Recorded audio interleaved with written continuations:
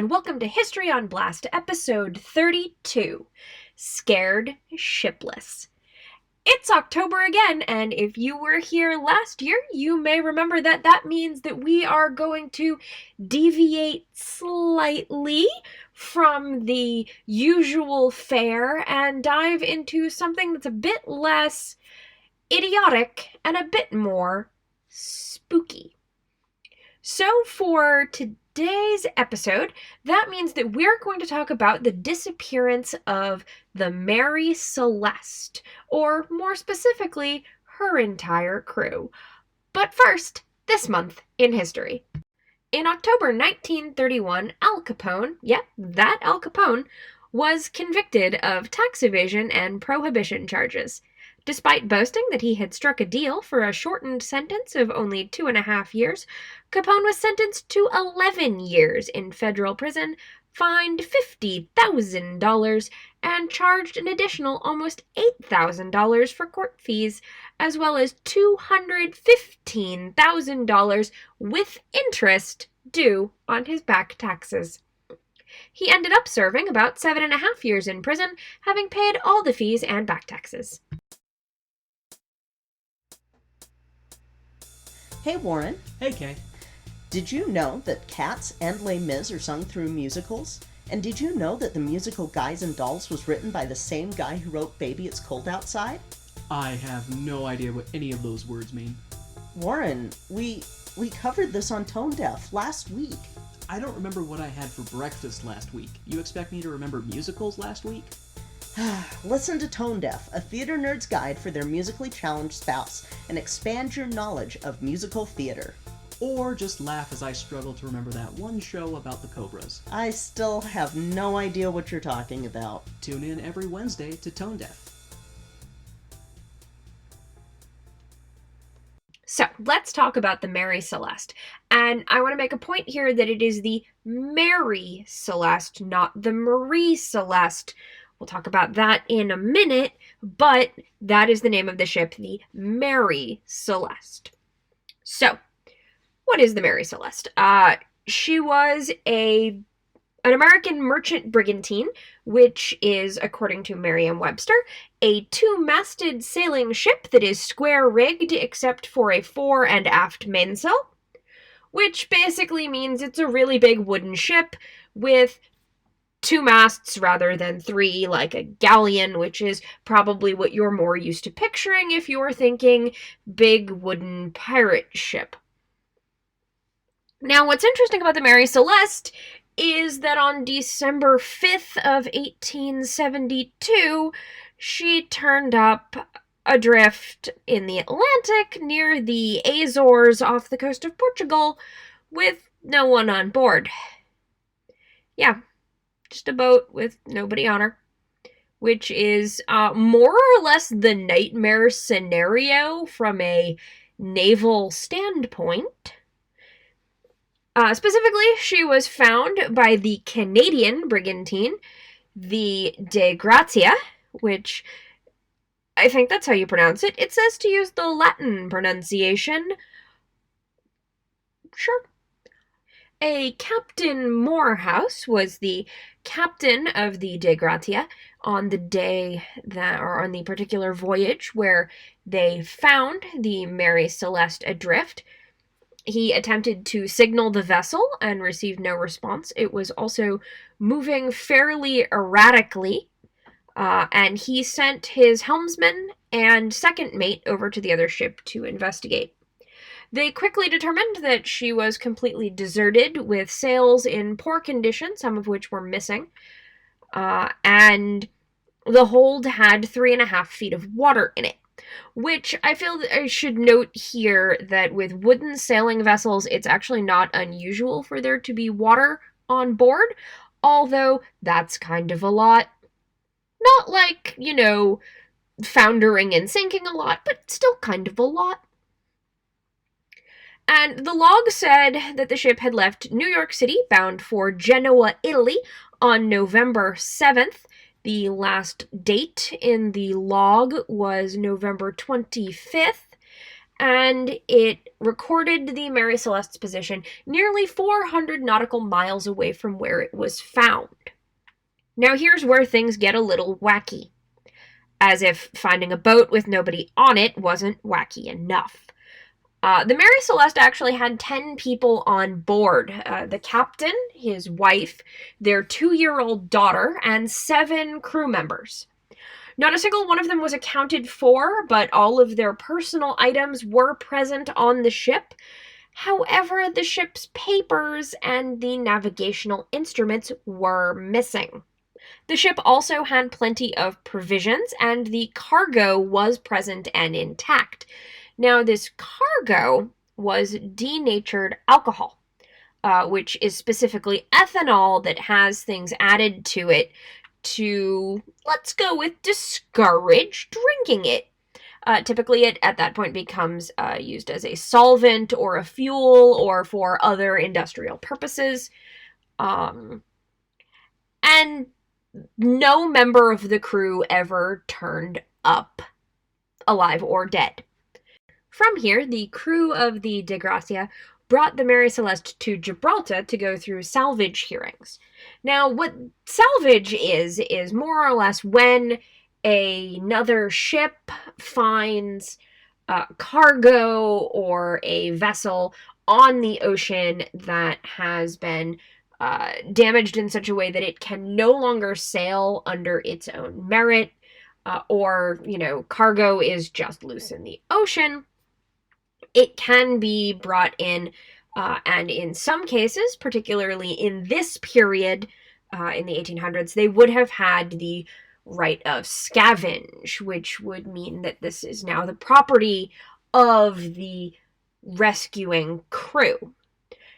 This actually stands to the modern day, although it has been modified. You don't get right of scavenge on the salvage anymore itself, but what you are guaranteed, according to international treaty from 1989, is you are guaranteed to a reward for rendering aid in salvaging that vessel. This also includes, thanks to several oil tanker disasters in the 70s, any case in which a salvage operation attempts to mitigate environmental damage and not merely salvage the vessel and cargo, they are also guaranteed a reward. After this, the Mary Celeste did continue to serve under new owners until 1885, when her new captain deliberately wrecked her off the coast of Haiti as part of an attempted insurance fraud. Which is like a whole other thing. And also, ship-based insurance fraud was surprisingly common. I should probably do an episode on it at some point, because it's like a whole thing. But instead, we're going to talk about the theories of what happened to the Mary Celeste, and also the absolutely buck-wild mythology of the Mary Celeste, because there's a lot going on there. So, according to the theories, some people believed that there was a mutiny, that the 7 members of the crew forced the captain and his small family into a one of the little, dinghies on board and pushed them off into sea. But that doesn't explain where the 7 members of the crew went.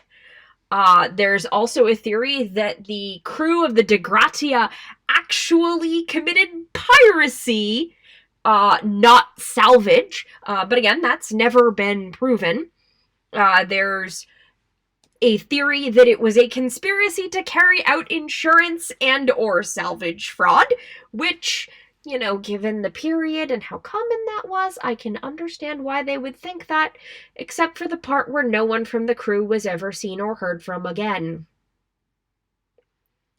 There's also the theory that the crew was experiencing some sort of side effects from the denatured alcohol that they had as cargo, because if fumes were escaping from that, it could have caused them to enter into some kind of unusual mental state, or they may have been getting sick, in which case they may have left the vessel of their own choice, at which point we don't really know what would have happened.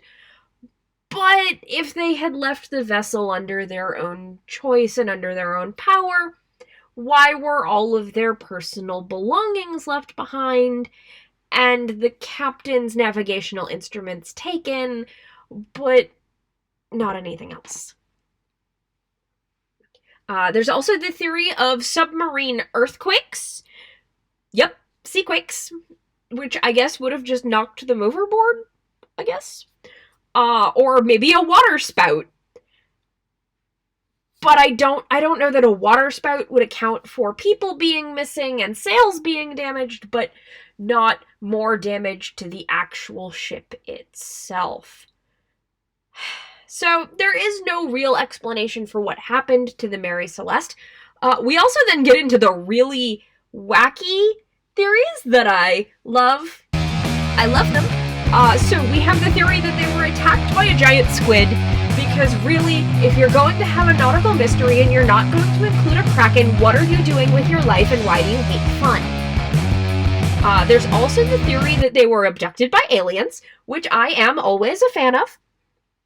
And there's the adjacent theory that they fell into a time vortex, which is wild.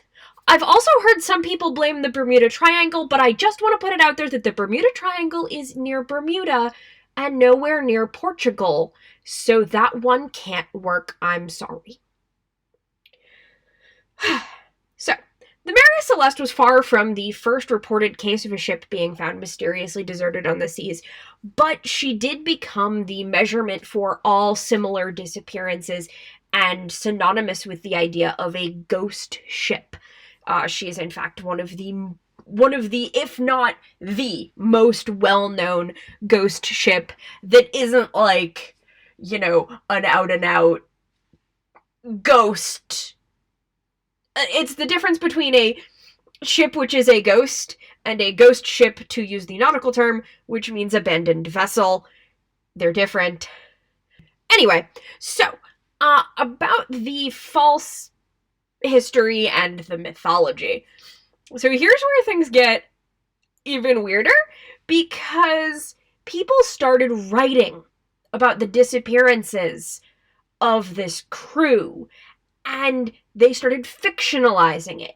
And every time they retold it, they started changing more and more things. So we get, as early as June 1883, there's a retelling with all sorts of invented details saying things like, every sail was set, the tiller was lashed fast, not a rope out of place, the fire was burning in the galley, the dinner was standing untasted and scarcely cold, the log was written up to the hour of her discovery. Which is absolutely untrue, is the thing.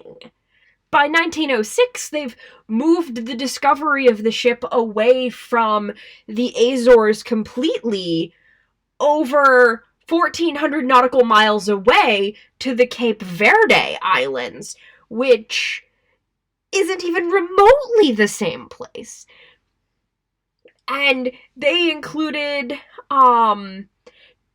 changing who the captain and the first mate were, and saying that there were live chickens found aboard the ship when it was discovered, even though there was no one alive on board. There was no sign of life on board. Then by 1884, we get a version of the story told by Sir Arthur Conan Doyle, well before any of his other more famous works like Sherlock Holmes.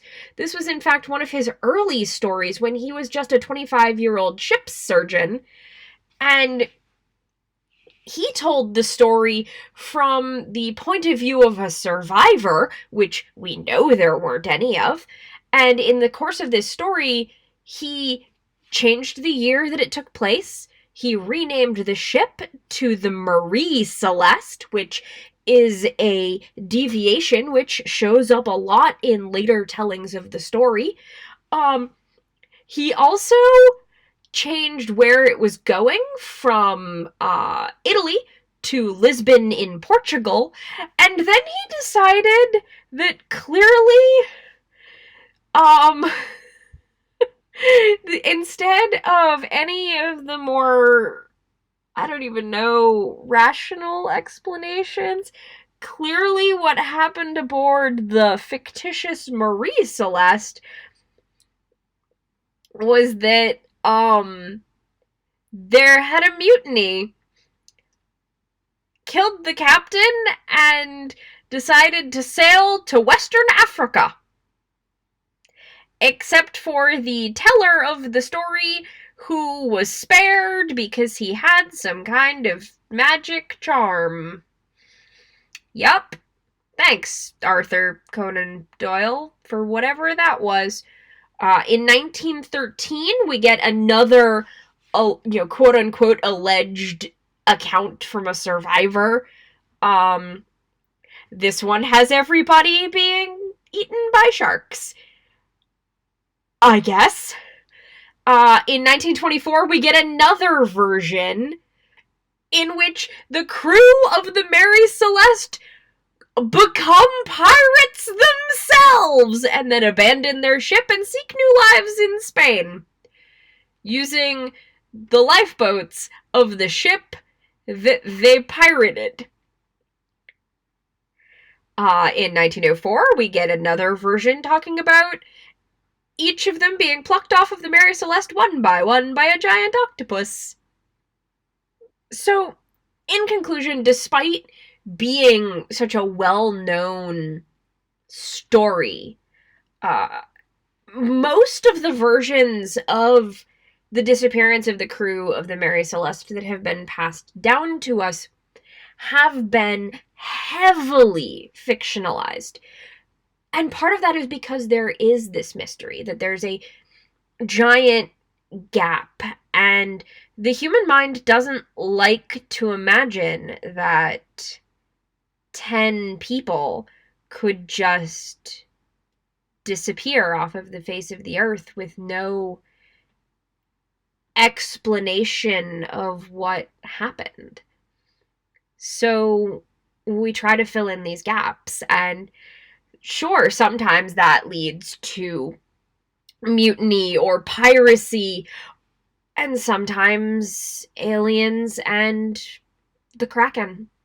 Either way, that's more or less what I've got for you this week. Sorry things have been a little bit sporadic lately. We've finally got everything settled at home, and I've got my handy-dandy recording closet that I'm coming to you from today. As always, if you have any questions, comments, or feedback, you can find me on Twitter at historyonblast, or you can email me at historyonblast@gmail.com. Make sure you join the Facebook group for any ongoing conversation you'd like to have. We've been sharing a ton of memes on there, planning future episodes. It's a bunch of fun. If you would like to support the show, you can share it. You can follow us on Twitter, Facebook, everything like that. You can also subscribe to our Patreon, which gets you access to extra episodes. There will be a new one going up fairly soon. I'd also like to thank Defy the Mall for the use of their song Keeper of Histories for the intro and outro of our program. And as always, thank you for listening.